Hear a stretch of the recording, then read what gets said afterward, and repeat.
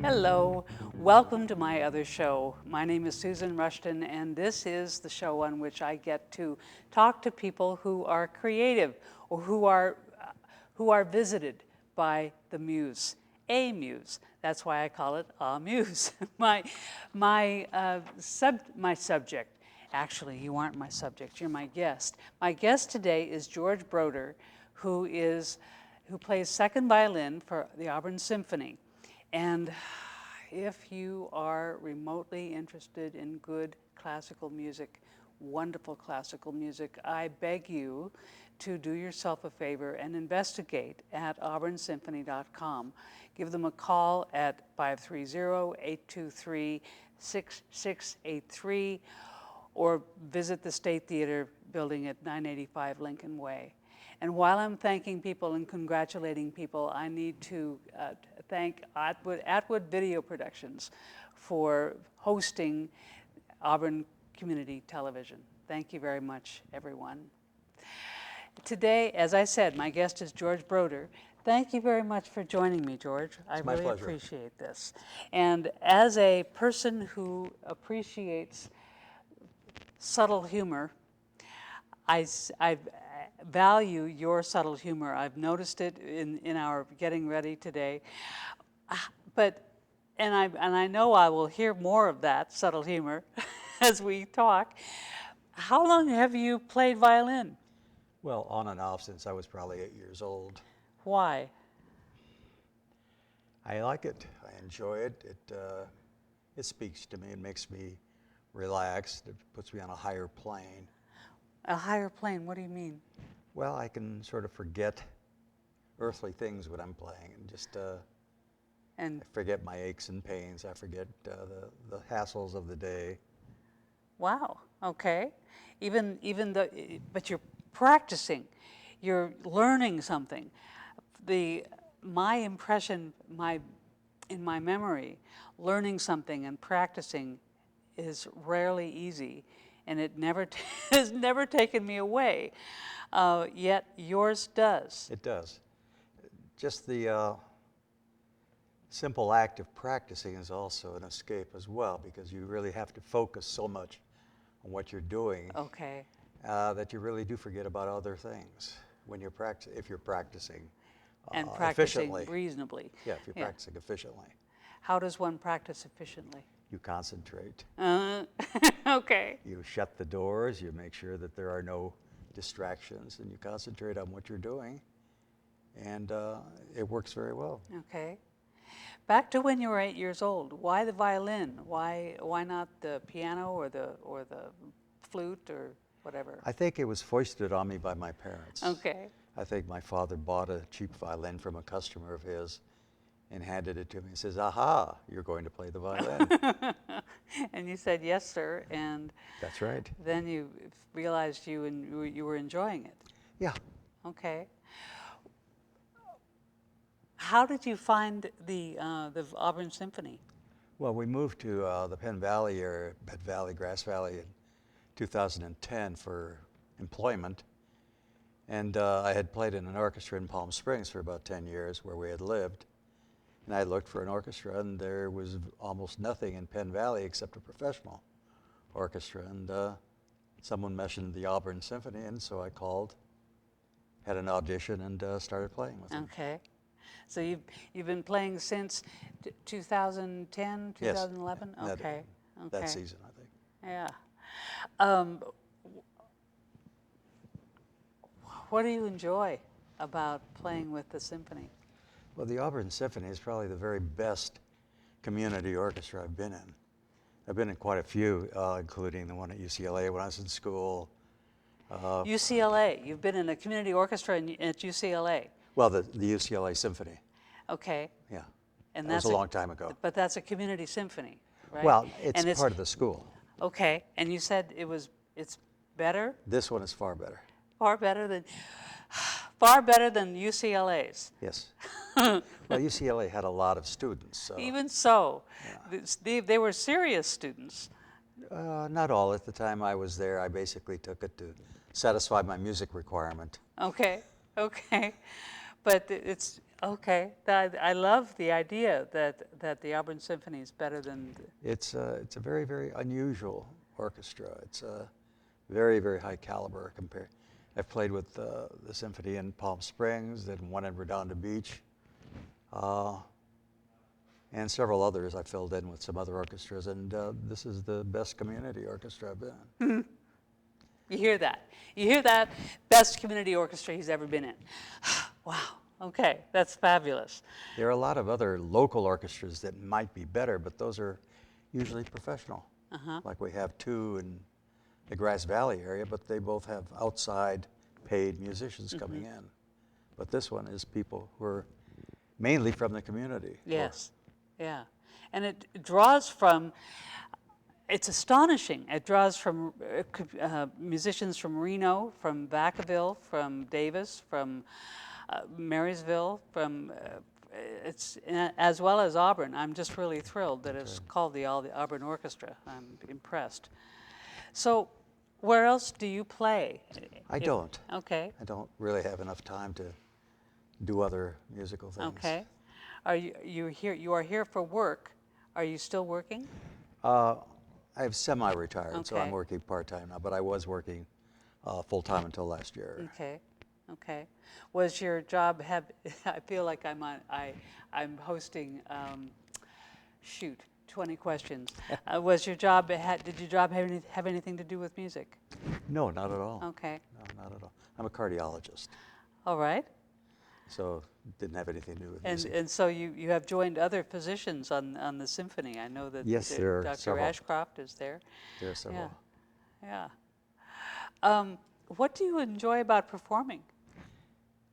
Well, I think anytime you do something, whether it's sports or school or playing an instrument, you really want to show off that you've done the job well, that you've learned it well, that you've reached a certain level, and performance gives you that. It challenges you, and you need challenges in life. Otherwise, you just stagnate. Okay. So- What's the difference between performing? How is the experience different between performing and just playing with a bunch of people? Well, they're both good. I enjoy playing with the orchestra during rehearsals. There's a lot of camaraderie, and we enjoy it. But at performance, you really have to give your very best. You cannot make any major errors. You have to fit yourself into the entire ship that's going in one direction. Everybody's got to row in the same direction. And so there's a feeling of being able to join something greater than yourself. Yeah. And that's the only way that you can really interpret the music appropriately. Okay. All right. And that's a great feeling when that happens. Yes, it's also a great feeling being in the audience when that happens. I adore that. Hopefully more often than not. Yes. So you have brought your violin. Thank you very much. Now, if you wouldn't mind holding it up, before we started taping, and aim it in that direction, I guess, over there. Yeah. Before we started taping, you did some little noodling around for me, and I noticed that what is this thing called? Where the strings are cover. All of a sudden I'm blocking. Okay, but it's Fingerboard. okay. It's much shinier here than it is farther up, and I can imagine, I think I know the answer to that, but what is the answer to that? Well, most of the time you're playing in the lower parts, so you've got your finger oil from the skin, making that a little duller. We don't play up here as much, Right. not anywhere near as much. Okay. And when we do, it's hard to press down as much as it is here, because there's more tension. Oh, okay. And so you're not really going to press down as much. It's easier to compress it here. The distance is much shorter All right. than it is up there. Ah, thank you. Thank you. And that's so it can vibrate more near the F holes to provide more sound. Why are they called the F holes? That's the Who tradition. knows? It looked like an old F, like the All old right. Italian F, Yeah. but that's the name that it was given for a long time ago. Okay. So, you have something that you brought to play, a very serious song, tune. Would you mind playing that for us? Sure. It's the Toccata in D Alta Grayish Goose, otherwise known as the Old Grey Goose. Mm-hmm. Let's see if we can. You want me to hold it? Yeah, actually, if Okay. you could. All right. Yeah, perfect. You could hire me.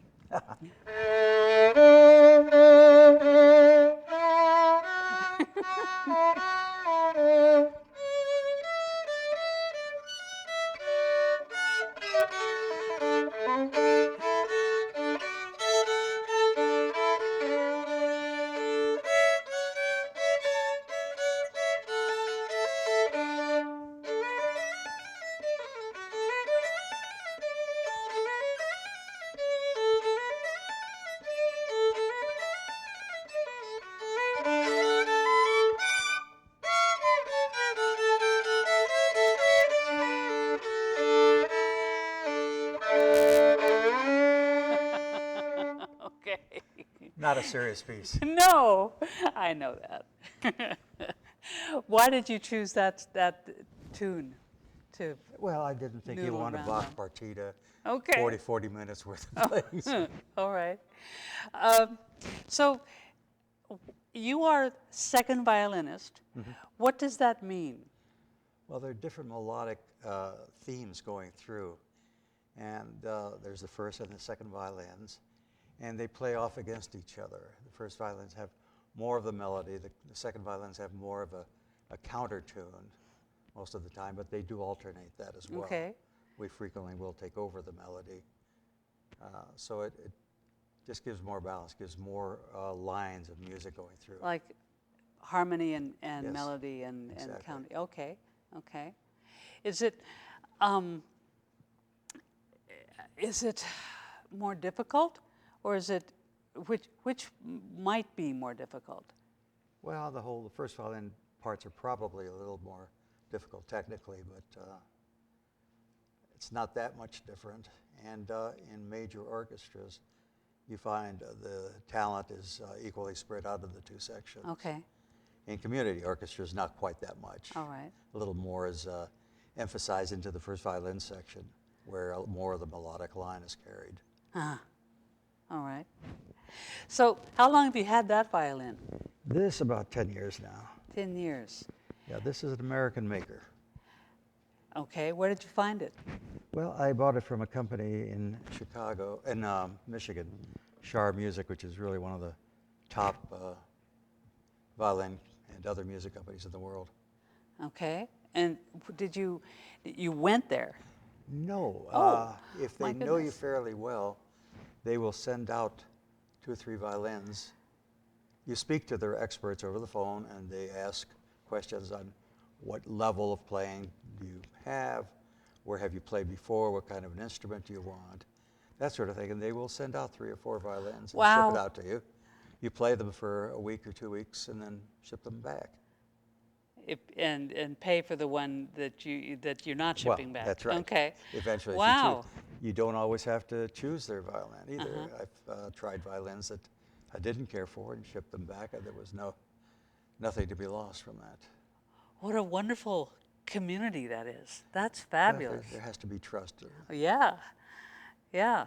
I'm sure there's also insurance, but that's Oh still, yeah. Yes. But it's clear that they value their customers and know that you value them. That's wonderful.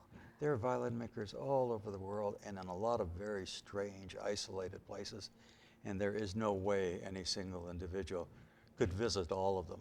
Uh-huh. Bow makers, for instance, a lot of them are found in the San Juan Islands up in Washington State. Huh. You have to have a boat to get to the bow maker, and so you'd have to really go there take boats and all this and make appointments and all, whereas normally they would just ship it out to you, UPS or Try FedEx. this. And try it. Try this, try Exactly. that. Or you could have it made to order. Did This- you have that made to order? This was a perfect copy of a very, very famous French bow. This is made by a bow maker in Chicago, John Norwood Lee, who's one of the brilliant bow makers of the world. And he was visiting in Southern California, and I had him over as a guest. And then I took him over to my music teacher's house, and she had this gorgeous French bow that was worth a fortune. And he fell in love with it and said, could I take measurements? And he did, and he produced an identical copy, including the hardware, which is of the same era as the original bow was made. And no authority can actually tell whether this is an original or not. In fact, I've been offered more money for this than the originals are now Wow. worth. Yeah, Wow. It's interesting. I wish I could play as well as the bow plays. It's far beyond my capabilities. My. So what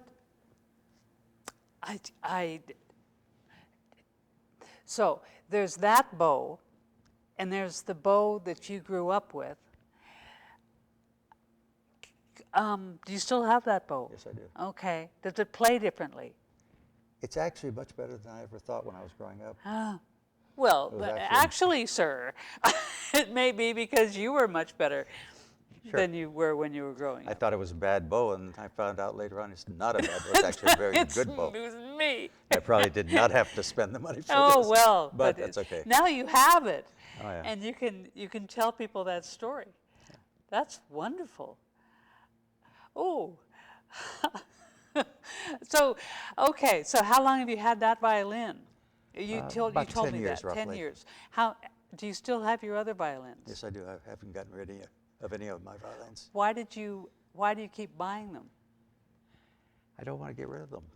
My very Well, first no. violin. What was wrong with the one that you don't play on anymore? My original violin is historic. It's from 1791. However, it has 10,000 cracks which have been repaired. And the sound is not great. It's more of a historical interest than it is a playable violin. Okay. So how many violins do I have you 3. have? 3. Okay. Your first one, An that one immediate with one. 10,000 cracks, Yeah, and this one. yeah. Okay.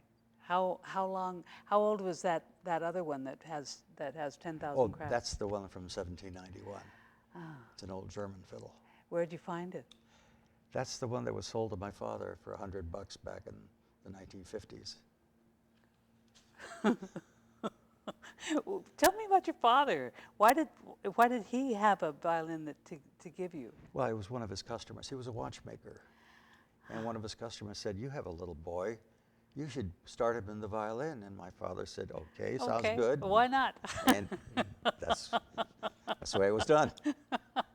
That's the kick. Wow. So tell me about music. Why do you think music is important? Well, the sarcastic answer would be, if you have to ask, you don't know. But I'm more not sarcastic. Yeah. No, music relaxes you tremendously. I really go into a different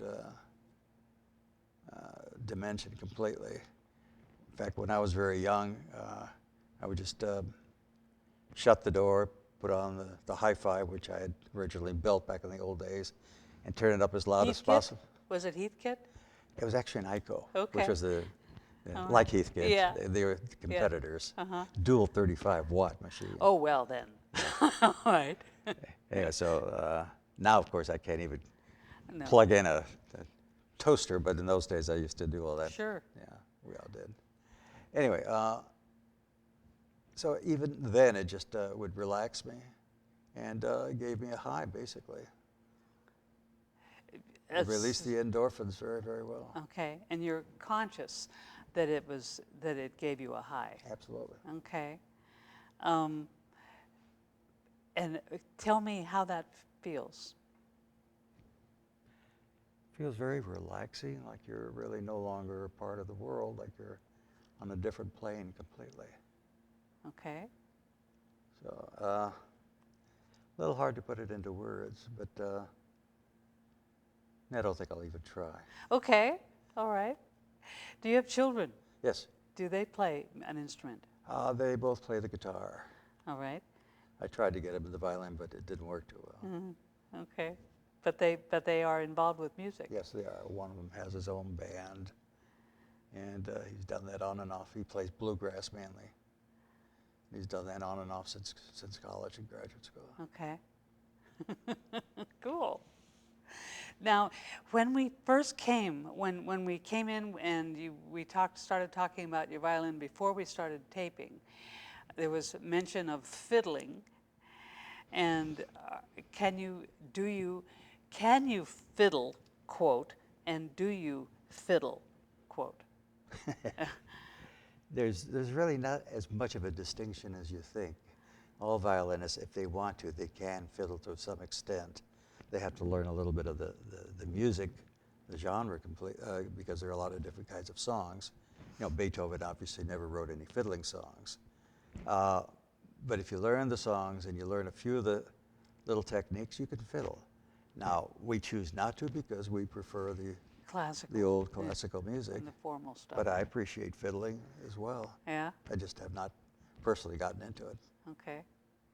My old classical teachers offered to teach me the fiddling stuff because they were pretty good at it too.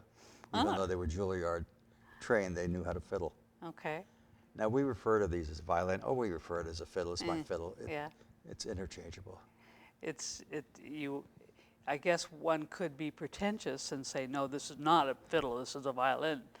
But it's like ping pong and table tennis. It's the same game. yeah. All right. Looks like you were going to say something. No, not really. Okay. Okay. So how many?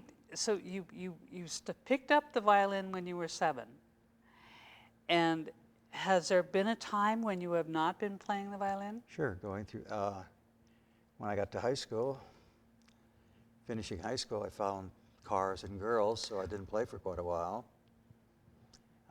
Then in college, I played with the UCLA Symphony, but then really couldn't continue too long. Then I went to medical school, and that was a little tough to play then. Yeah.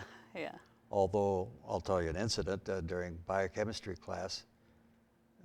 Walter Marx, an old Viennese professor, jumped up on top of the lab table and says, "Does anyone here play the violin?" And I sheepishly raised my hand. He says, "Good, tonight you will join us in our string quartet." Ooh. So I was invited. The other members of the quartet were the assistant dean of the medical school and 2 other professors. And there I was, a first-year student, Oh, gee. asked to join this Oh, quartet. how nice, though. Because it's very democratic. Yeah. In the orchestra, nobody asks how much money you have, who you are, what you've done. It's not relevant. You're there for music, not for anything else. And it's a common purpose. Yeah. So there are no class distinctions there, nothing. Yes. If you're able to play and you enjoy it and you're cooperative and you enjoy the effort, that's all that counts. And the impression I've always had watching live performers, that there are some situations where people can come on and not speak the same language and play together. Absolutely. Has that ever happened with you? Yeah. Yeah, you don't have to speak the language because music is its own language. And so we all feel it on a different plane. It's not a language plane.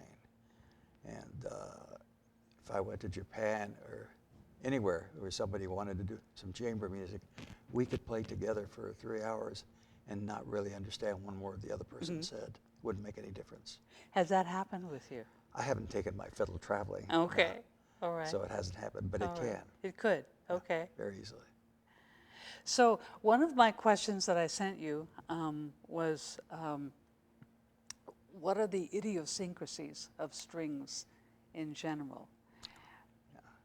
Or are there any idiosyncrasies? Well, we like to think that it's a little bit harder than most other instruments because, as opposed to the piano or some other instruments, even being a fraction of a millimeter off means you're out of tune. So you have to be absolutely perfect every step of the way, especially if you're playing what are called double stops, 2 strings in a row, like I did on that, and made a few errors on the way. If it's not absolutely perfect, it's a little dissonant. Now, you may not hear it, but I hear it, and it bothers me tremendously, but Yeah. it's the way it is. Yeah. So it's a very exacting thing. It's also very unnatural to think that you have to do this and to just rotate your elbow like this and rotate your wrist and do this while trying to relax at the same time. And read music and pay read attention music, to the exactly. conductor. And in the meantime, you're trying to control your right arm as well, the bow hand. So there are a lot of things to think about. But all the instruments have their own idiosyncrasies. But the other problem is that these instruments go out of tune, and so they can go out of tune in the middle of a performance, and you can't stop and say, time out, Yeah. I need to tune my instrument. Yeah. So you see how it's out of tune, and you adapt to it. Oh, okay. You recognize it, and you And you can say, you, okay, can you feel that it's out of tune, you or hear it? And you say, oh, Okay. my D string is a little bit off. I have to go a tiny bit higher if it's loosened up. Okay. And that'll happen in places where there are extremes in temperature. If you're playing outdoors, or if you're playing in cold, the strings will shrink. Or God, lots of things to think about. Yeah. Yeah. And the fine musicians can adapt to almost anything. Fine musician can have one string break and actually almost continue on the other three. Oh, but that's a little much for most of us mortals. Yes. Yeah. So the strings have idiosyncrasies. Does this violin have any idiosyncrasies that your others don't do? Yes, they all do. They all have an occasional note that's always dissonant. It's called a wolf. Wolf. And you play one particular note, instead of playing exactly where it's supposed to be, you'll start hearing a strange noise. So it sets up vibrations and harmonics that are not supposed to be there. What do you do about it? Very little. You just don't play that note. What You if learn- it comes up? Well, you learn that instrument, and there's some technical things that the violin makers, repairers, we call them luthiers. They can sort of Say that, luthiers. Yes, luthiers. yeah, okay. They can sort of work around it. Where would you send that violin if it needed to be repaired? The closest place that's decent would be in San Francisco. There are 2 or 3 people there that are good. And one learns about these places and these people because one is surrounded by people who know. Exactly. Okay. You get recommendations. You look up their record, what kind of work they've done. You know, if you go to somebody who does all the instruments for the San Francisco Symphony, you know he's got to be pretty good. Yeah. You know, that sort of thing. Yeah. And if you go to somebody who says, oh yeah, I fixed that and I can also do your household wiring. No. No. You don't want anybody who's spent more time on faucets than is. It takes a long time to really become a very good violin maker. Yeah. A lot of schools for that. Yes. Okay. So your bow is newer or older than your violin? In the same range, Okay. 10, 20 years old. Okay. The violin is from 1991. It's an American maker named Joseph Curtin, who was, when I got the violin, he was considered one of the 10, 15 best in the country. Now he's up to the top 3 or 4. And he's also won a MacArthur Genius Prize for expanding the knowledge of acoustics. So, you know, the prizes of $500,000 that are given by the MacArthur Foundation to people in almost every area of human knowledge to enhance their work without any strings of any sort. Wow. So he's gotten one of those. Okay. Wow. Well, George Broder, George Broder, thank you very much for joining Pleasure. me. My guest has been one of the second violinists for the Auburn Symphony, and if you want to know about the Auburn Symphony, log on to auburnsymphony.com. I've had a wonderful time talking with you, George. It's been my pleasure, Susan. Good, thank you. And I will see you again. Thanks for watching.